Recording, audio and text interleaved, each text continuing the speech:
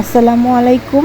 Nahid Swiss cooking রুমে স্বাগতম জানাচ্ছি আজকের রেসিপিতে। এটা হচ্ছে কলিজা। এই কলিজা কিভাবে পরিষ্কার করতে হয় আর রান্না করতে হয় সেটা আমি দেখাবো। তো আসুন দেখি, এই অল্প কলিজা দিয়ে শুরু হোক। প্রথমে আমি গরম পানির মধ্যে এই কলিজাটা, ধোয়া কলিজা আমি এর মধ্যে দিয়ে দিলাম। এটা গরম পানিতে সেদ্ধ করা যাবে না, জাস্ট টকবকে গরম পানি করে সেটা চুলা থেকে নামিয়ে তার মধ্যে 5 মিনিট রেখে দিতে হবে। 5 মিনিট রেখে দেওয়ার পরে এর উপরের আবরণটা একটু শক্ত হয়ে আসবে, এই কলিজাটাও একটু শক্ত হয়ে যাবে। আর এর মধ্যে যে রক্ত পানিগুলো আছে এগুলো বের হয়ে যাওয়াতে এগুলো রান্নার সময় যে একটা গন্ধ করে, এই গন্ধটা করবে না। এটা এবার আমরা পানি থেকে ঝরিয়ে নেব। কলিজাগুলো পানি থেকে, গরম পানি থেকে তুলে নেব। অতিরিক্ত সময় রাখলে অথবা গরম পানির মধ্যে দিয়ে চুলা জ্বালিয়ে রাখলে এটা কিন্তু এভাবে অনেকটা সেদ্ধ হয়ে যাবে এবং এই রক্ত পানি গায়ে বসে যে গন্ধটা করবে, একটা বিক্কেল গন্ধ করে, এটার জন্য অনেকেই কলিজা খেতে পারেন না।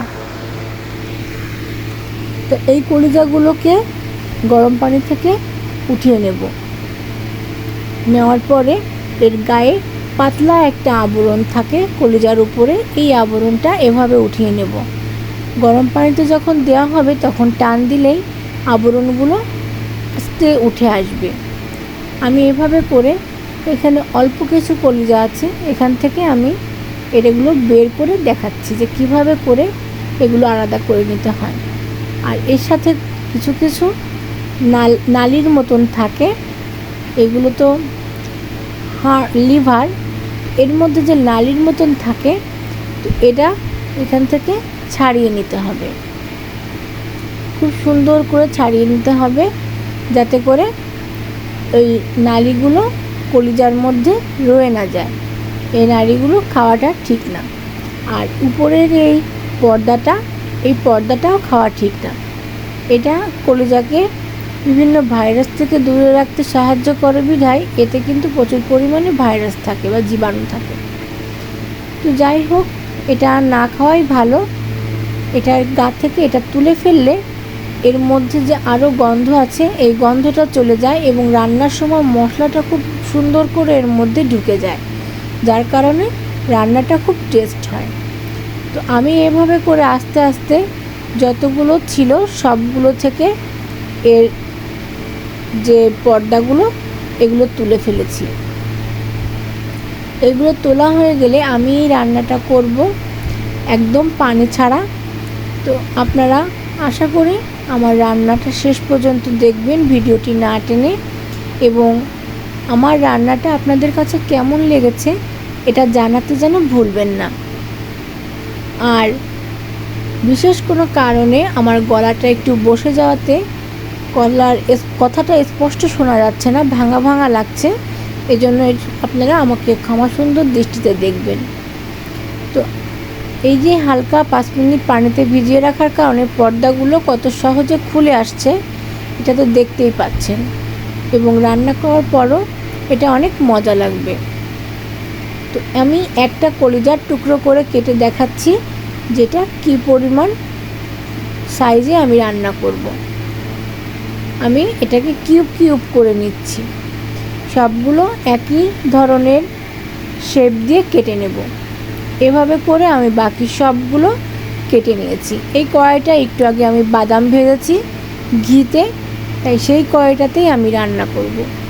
এখানে আমি প্রথমে স্টেপে কিছুটা ঘি দিয়ে নেব, তাহলে এই কলিজা ভাজার এই ঘ্রাণটা অনেক সুন্দর আসে। কলিজা ভাজাও বলতে পারেন, ভুনাও বলতে পারেন, তবে আমাদের বাড়িতে এই পানি দিয়ে রান্না করাটা একদমই চলে না।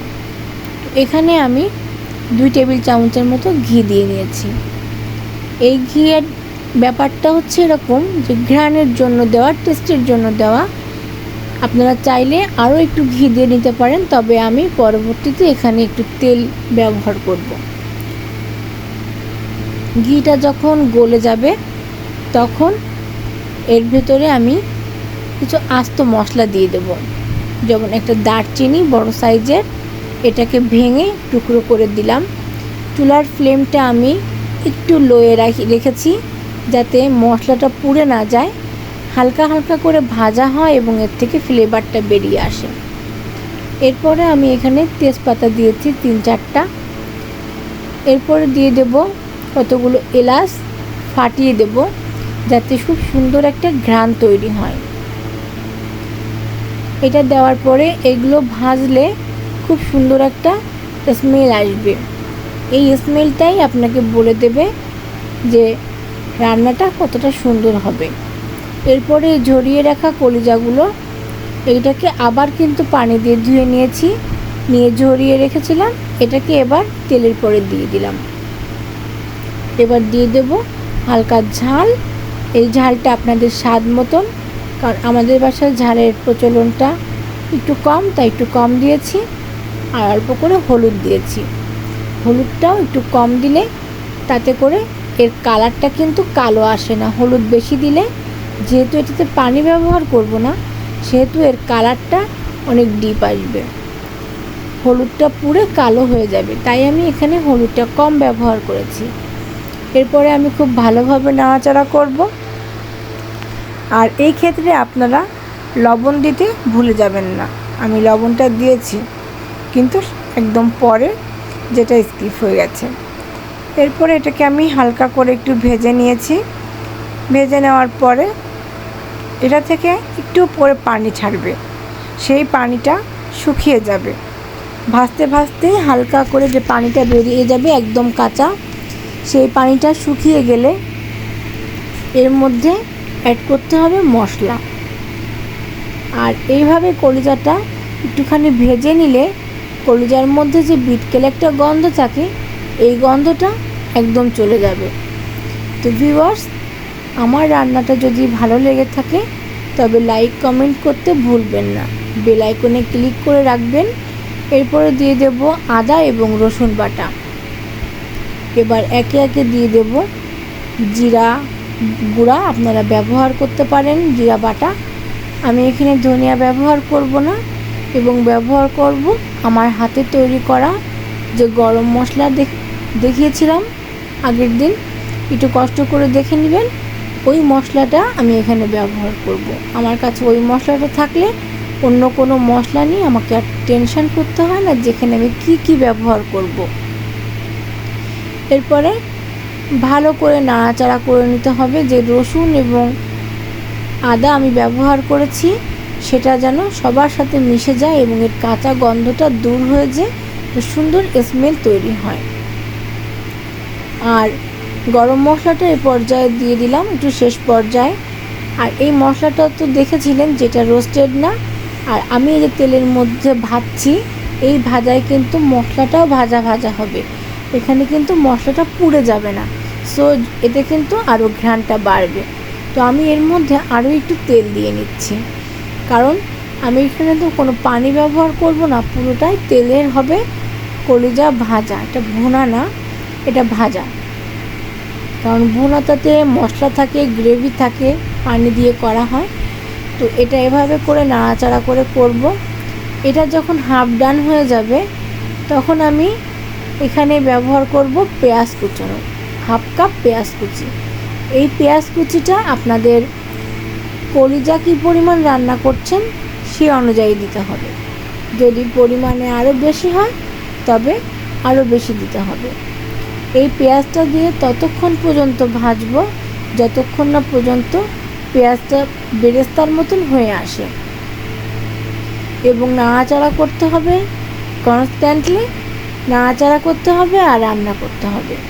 নাড়াচাড়া বন্ধ করে দিলে একদিকে পুড়ে যাবে এবং আর একদিকে সিম্পল থাকবে। তো পুড়ে গেলে নিশ্চয়ই ভালো লাগবে না, এজন্য টেস্ট আনার জন্য এটাকে ভাজা ভাজা করে ফেলতে হবে।